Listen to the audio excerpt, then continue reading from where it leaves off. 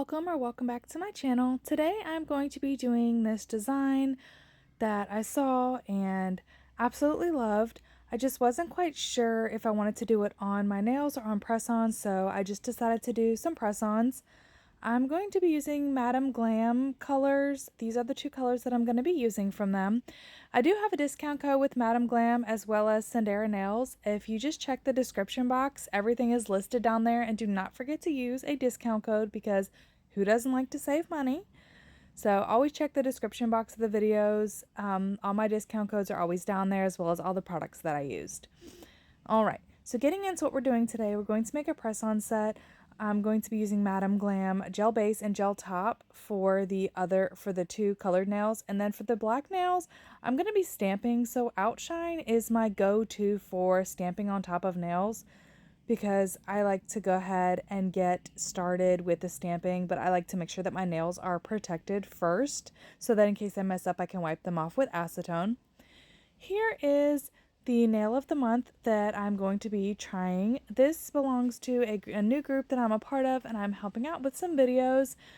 I love that there is a new design, a new theme, new challenges every month. It is something that is super awesome. It pushes you outside your limits, which I absolutely love. So this month, that is the design. Here is one of the plates that I'm going to be using. It's actually an Easter plate, but it's got some of the leaf designs that I wanted to use. And then here is another plate. This is a fall plate. It's got some other leaves that I just decided I was going to use. Yeah, the reflection is crazy, so y'all just gonna have to look at the card. So now I'm just going to be showing you how I do some stamping. These are some of the polishes I'm going to be using. I switch between using Maniology, Clear Jelly Stamper, and Born Pretty stamping polishes. And now throughout this stamping in this video, I'm going to be showing you how I do like ombre stamping. I also do prefer more rigid cards as well as using this little rectangular stamper. Now going back, I should have done, instead of using an orange, I should have used a red because red and yellow do make orange, but I wanted the leaves to be a little bit more orange with a little bit of a yellow tint to them.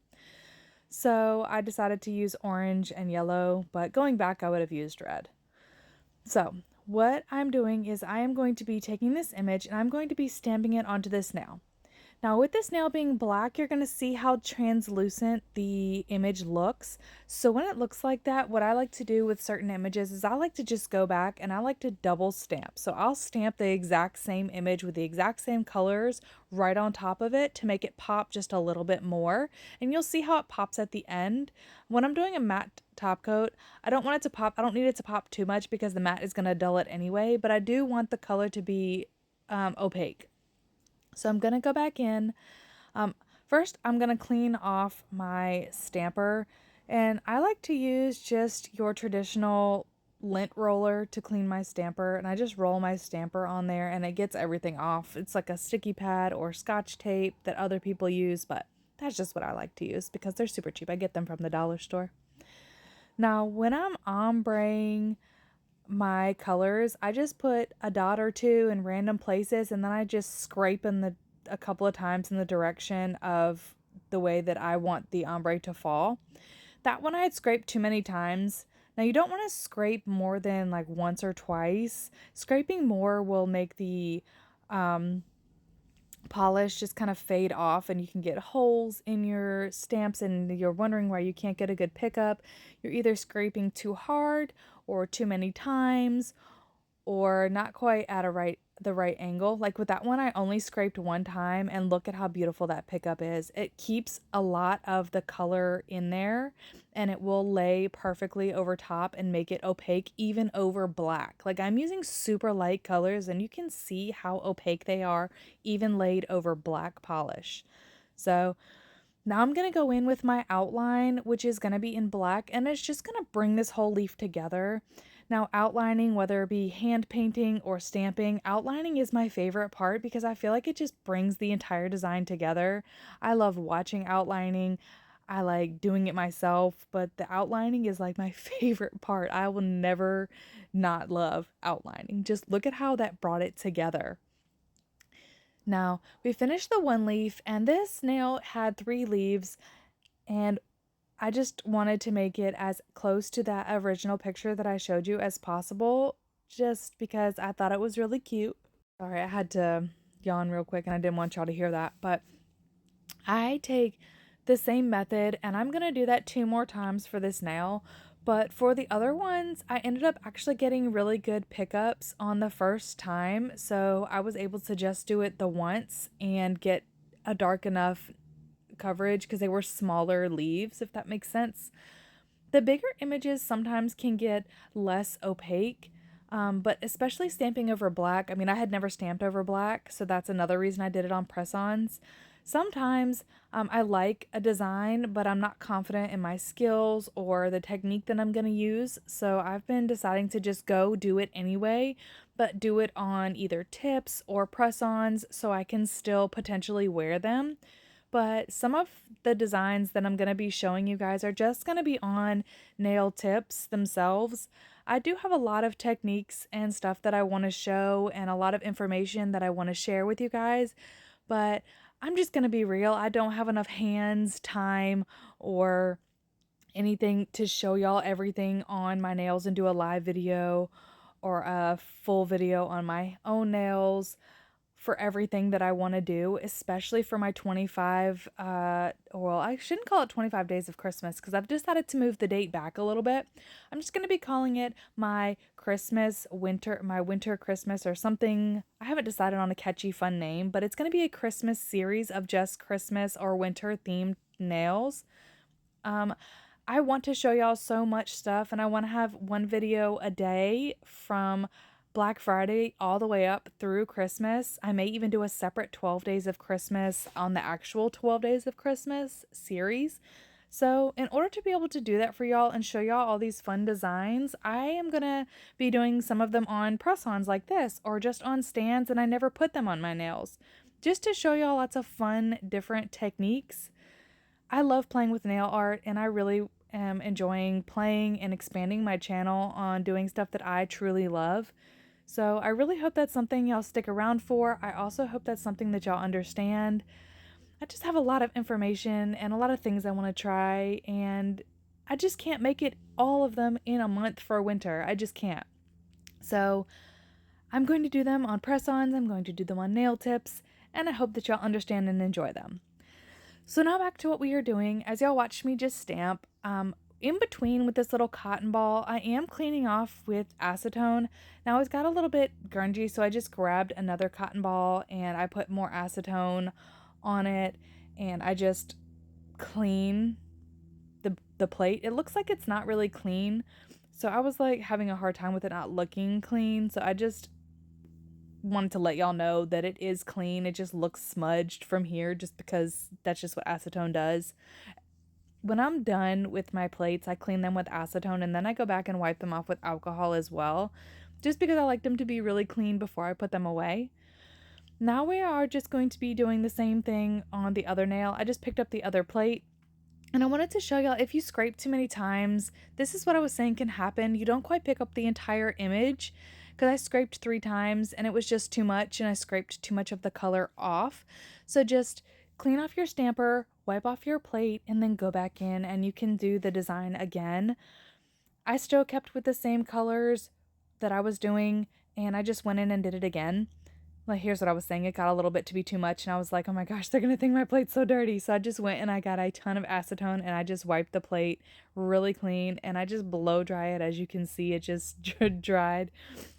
Because you want to wait for your plate to dry, because if you're not waiting for your plate to dry, you're going to be picking up acetone with the color, and then it's going to smear and smudge and all the things. So just wait for your plate to dry after you clean it, and then you can go right back in and stamp. So I'm doing the same thing, except I'm only going to scrape twice because I do want the polish to stay, because I want to pick up that ombre image. And it's not hard to stamp once you get the hang of it. Now, when I have a good stamping day, I like to continue with it. And I always just make a huge mess with stamping, so I have to also be mentally prepared for stamping when I'm doing that on my nails. So that's just another thing. Stamping even I have like super bad days. I know even the pros have really bad days stamping where nothing picks up for you, but you just got to keep with it, keep going. And if you're not picking up your image the whole way, try holding your plate down a little bit firmer, using a different scraper card, using a different stamper to pick up. There are just so many different things that can be happening when you're stamping. I've been playing with stamping for so long, and I remember in the beginning, I got so frustrated that I just quit for a really long time. I think it was like 6 months. I just quit stamping. But now I have come back around to stamping, and I've been really enjoying it because I troubleshoot. I've actually gotten to the point where I can not get upset when an image doesn't pick up. I just continue to do it, troubleshoot by changing different things that I'm doing, and then just continue on with the stamping. And if the image doesn't pick up after about 10 or 15 times trying, I will pick another image and I will try that again another day. So it's really just persistence and trial and error, honestly, with stamping. I know some people make it look really easy, and I'm just in awe of them as well, but you really just have to keep trying. All right, so now we've done 2 nails of single images, so I thought it would be fun to try to do a larger image. I'm going to use these leaves at the top, but I'm still going to ombre them as well. I'm just going to show you how easy it is to do. So I just take the same 2 colors that I've been using, yellow and orange, and I put them as like dots in random places on the image itself. I like to use the lighter color first and then put a little bit of the darker color in, just because the lighter color is obviously going to get washed out.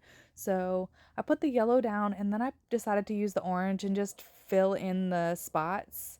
Now I put a little bit more on so I didn't have to fill up the entire image, because I knew that once I scraped, I was going to cover it no matter what. So now you just want to scrape in the direction, but not too many times because the colors will meld. And then look at that pickup. That is a beautiful ombre pickup. And then you just want to kind of semi-quickly apply it to the nail. But with outshine, with that top coat that I used in the beginning, you can literally have the stamp be so dry, like the polish on the stamper be so dry, and it will still pick it up off the stamper, because that's how good that top coat is.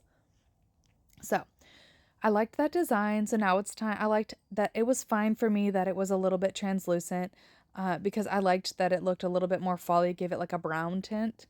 So now I'm gonna go in with the outline. That's the word I'm looking for, the outline. And the outline looked really, really good. So now the hardest part with layered stamping is lining up that second part, lining up that layer. It didn't take me but like a little bit to figure out, a few seconds or so to figure out where it was, and then I just went ahead and laid it down, and it just looks so good.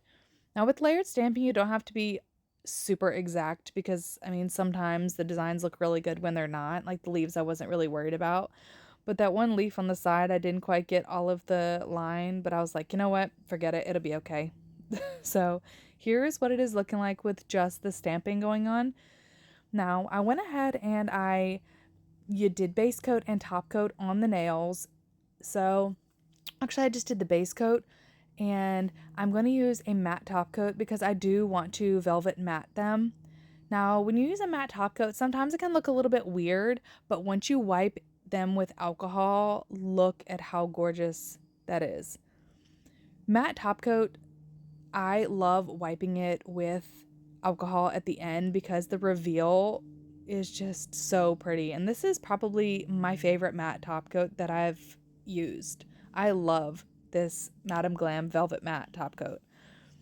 I love the look of it. On the hunt for a flat matte as well. I have one that I'm looking into trying soon, but I love the velvet look of them. But I also like a flat matte. But just look at how gorgeous that looks matte. And then the solid colors are just breathtaking as well. I love fall colors to be matte. I just feel like it's an aesthetic thing. Now, in order to match the picture, we're going to be adding some little rhinestones. I'm going to be using this no wipe top coat because I found that with smaller stones and stuff, I don't need to use a rhinestone glue just because I don't have an issue with them falling off, especially these ones. So now I was just cleaning my brush of anything that it could have had in it, and I'm just going to put the no wipe top coat on the corner there on the edge of where it was in the initial design that I showed you. Anywhere that I want the stones to be is where I'm going to be putting this no wipe top coat. And then once I get it placed everywhere that I want it, I'm going to start putting the stones on. And then once I have finished and got the stones where I want them, I'm going to put it in the lamp and I'm going to cure it for 30 seconds. And then I'm going to go ahead and work on the other nail while it's in the lamp. I'm going to be adding stones to this nail, which is the middle fingernail, and I'm going to be putting stones on the ring finger. I also did speed this up because for me, these little stones are a flat back, but they are so small and they are like, I guess you could say concave when you turn them over. They are not like true flat back. They are indented, like hollow on the other side. So I just feel like it was just a lot. So I sped it up really fast. But once I get them placed where I want, I do know that the no wipe top coat is going to make part of the nail shiny that is shown. So what I also know that I'm going to do at the end is make sure that I get the nail completely matte again. So I am going to show you how I do that as well, because you don't want shiny sticking out. I mean, if the nail was shiny itself, then that's fine.